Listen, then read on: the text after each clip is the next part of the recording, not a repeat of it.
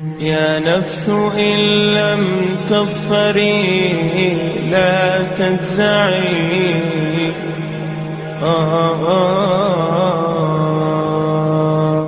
ہمارے channel the voice of علماء حق کو سبسکرائب کریں اور نیو اپڈیٹس کے لیے گھنٹی کے بٹن کو ضرور دبائیں۔ اعوذ باللہ السمیع العلیم من الشیطان الرجیم من ہمزہ ونفخہ ونفثہ بسم اللہ الرحمن الرحیم تبت یدا ابی لہب وتب ما اغنى عنہ مالہ وما کسب سيصلى نارا ذات لهب وامرأته حمالة الحطب في جيدها حبل من مسد صدق اللہ العظیم۔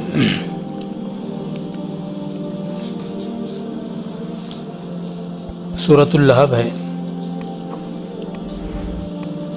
جس کی 2 آیتوں کی تفسیر کل آپ حضرات نے سنی ہے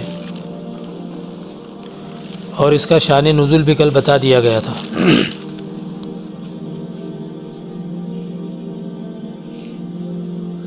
تبت یدا ابی لہب وتب ما اغنى عنہ مالہ وما کسب،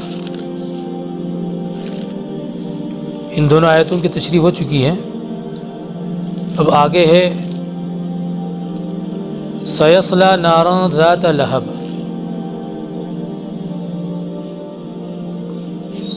اللہ رب العزت ابو لہب کے لیے فرما رہے ہیں کہ عنقریب وہ ڈیگ مارتی ہوئی آگ میں پہنچنے والا ہے۔ ڈیگ مارتی ہوئی کا مطلب جس کو ہم اپنی زبان کے اندر کہتے ہیں کہ بھڑکتی ہوئی آگ،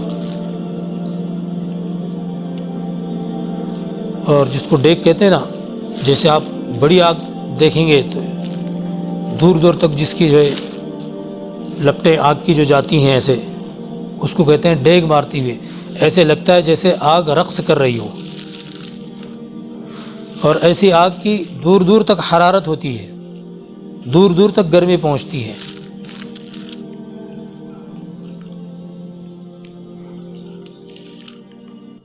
اور اس سے مقصود یہ ہے کہ بڑی بھیانک آگ کے اندر وہ جانے والا ہے۔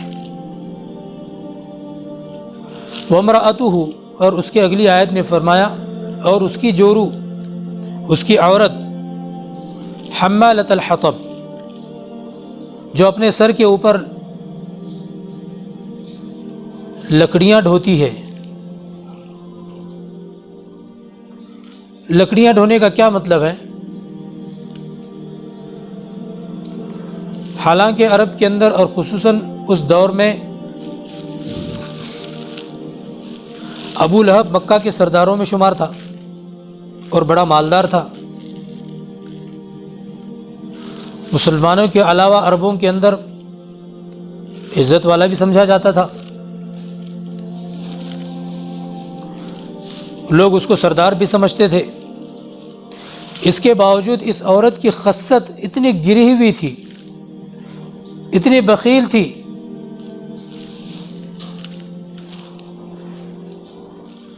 جیسے کہ آج کل ہمارے یہاں بھی آپ حضرات نے دیکھا ہوگا کہ بڑے بڑے مالدار گھرانوں کے اندر بھی بہت ساری چیزوں کے اندر کچھ پرانی عورتیں بہت باریکی سے کام لیتی ہیں۔ یہ تاج کیوں ڈالے، اس کو اتاج کیوں دیے، مسائل ہے نا، یعنی چیزوں کی بچت۔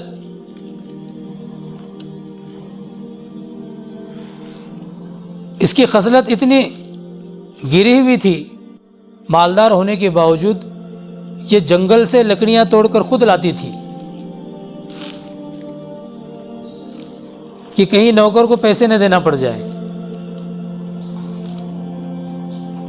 ایک مطلب تو یہ بیان کیا گیا ہے، اور دوسرا مطلب یہ بیان کیا ہے علماء کرام نے، حمالۃ الحطب، عرب کے اندر لوگ حمال الحطب کہتے تھے چگل خور کو۔ کس کو کہتے تھے؟ جو چغلی کھاتا ہے، لوگوں کو چغلی ادھر سے ادھر باتیں کرتا ہے، ایک دوسرے کی چغلی لگاتا ہے،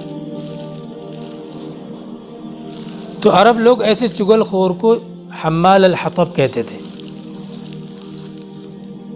یعنی جلانے والی لکڑیاں ڈھونے والا۔ کیا مطلب؟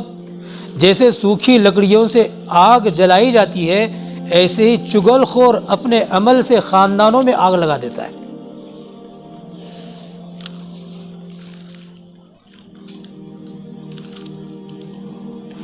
چنانچہ مفسرین لکھتے ہیں کہ یہ عورت اتنی بدبخت تھی کہ یہ صحابہ اکرام اور اللہ کے رسول صلی اللہ علیہ وسلم کے درمیان میں نااتفاقیاں پیدا کرنے کے لیے اور لوگوں کے عوام الناس اور اللہ کے رسول صلی اللہ علیہ وسلم کے درمیان میں نااتفاقی پیدا کرنے کے لیے اور آپ کو ایذا رسانی کرنے کے لیے چغل خوری بھی کیا کرتی تھی۔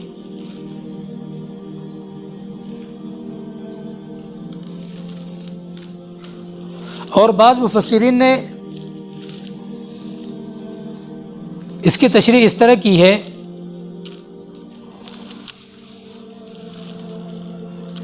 کہ یہ جنگل سے خاردار لکڑیاں چن کر لاتی تھی۔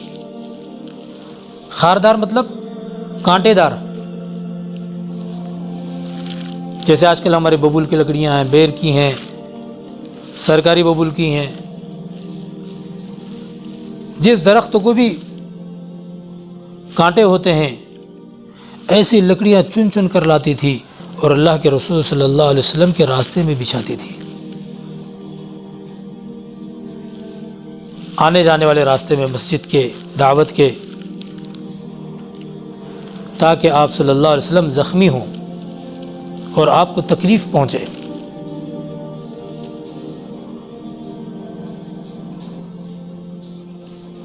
اور بعض مفسرین نے کہا کہ اس کا یہ حال جہنم میں ہوگا۔ کہاں ہوگا؟ اس عورت کا یہ حال کہاں ہوگا؟ جہنم میں ہوگا۔ وہ کیا حال ہوگا؟ یہ پورے جہنم میں گھومے گی، جیسا یہاں مکہ کے اندر جنگلات میں، پہاڑوں میں گھوم پھر کر خاردار لکڑیاں لا کر اللہ کے رسول صلی اللہ علیہ وسلم کے راستوں کے اندر بچھاتی تھی، تو اس وقت جہنم کے اندر یہ گھومے گی، اور جہنم کے جو کانٹے دار درخت ہیں، وہاں تو سب کانٹے دار درخت ہیں، پھول والے تو ہیں نہیں،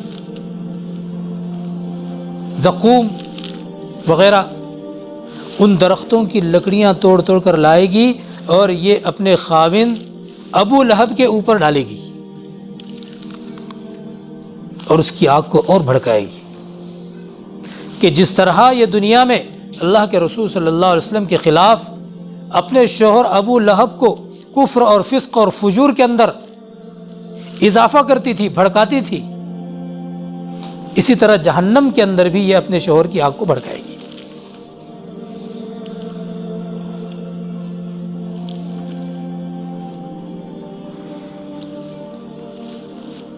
اکثر مفسرین نے چغل خوری کی بات کو بھی جو ہے ترجیح دی ہے، اور چغل خوری تو بڑا خطرناک مسئلہ ہے۔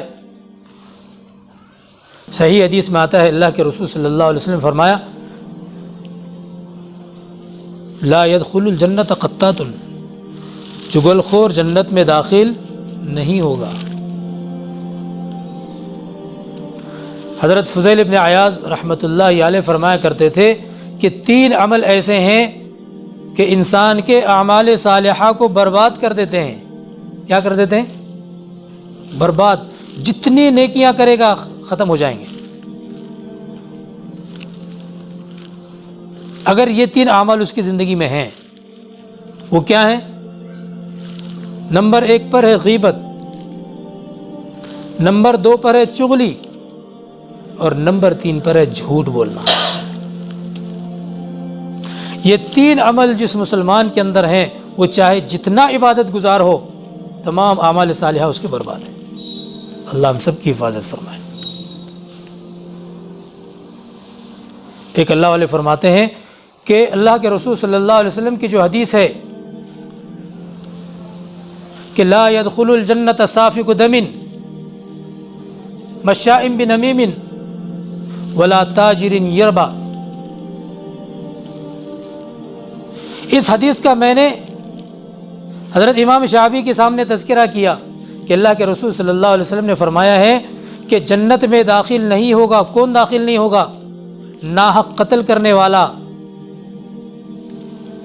اور دوسرے نمبر پر چغل خور، اور تیسرے نمبر پر سود خور۔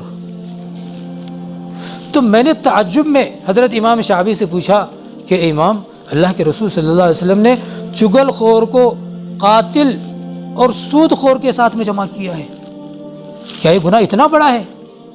تو فرمایا کہ ہاں یہ اتنا بڑا گناہ ہے، یہی تو گناہ ہے جو ناحق قتل کا سبب بنتا ہے، لوگوں کے مال لوٹنے کا سبب بنتا ہے۔ اس لیے اس طرح کی گناہوں سے بچنا بہت ضروری ہے مسلمان کے لیے، ورنہ تو اعمال کرتے ہوئے بربادی ہے۔ اس کے آگے فرمایا فی جیدہا حبل من مسد، کہ اس کے گلے کے اندر بٹی ہوئی رسی ہے۔ بٹی ہوئی رسی، ہم جو رسی کیسے بنتی ہے، پینچدار جو رسی ہوتی ہے اس کو کہتے ہیں مسد، مسد کہتے ہیں بٹی ہوئی، اور بعض مفسرین نے مسد کو ای من حدید، حدید سے ترجمہ کیا ہے کہ جہنم کے اندر اس عورت کے گلے میں لوہے کی تاروں سے بٹی ہوئی رسی ہوگی،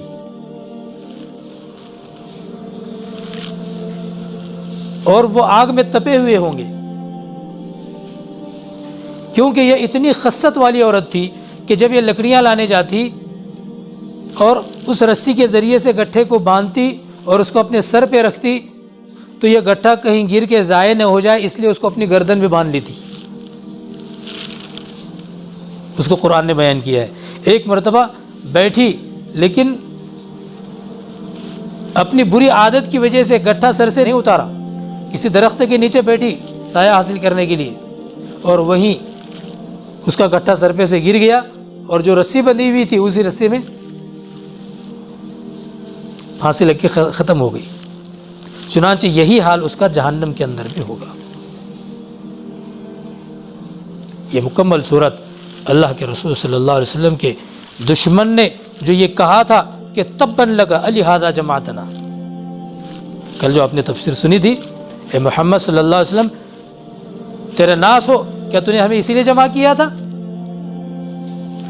اس کا جواب دینے کے لیے اور اس کے اوپر دنیا ہی میں عذاب اللہ نے داخل کیا، اس صورت کے اندر مکمل بیان فرمایا ہے۔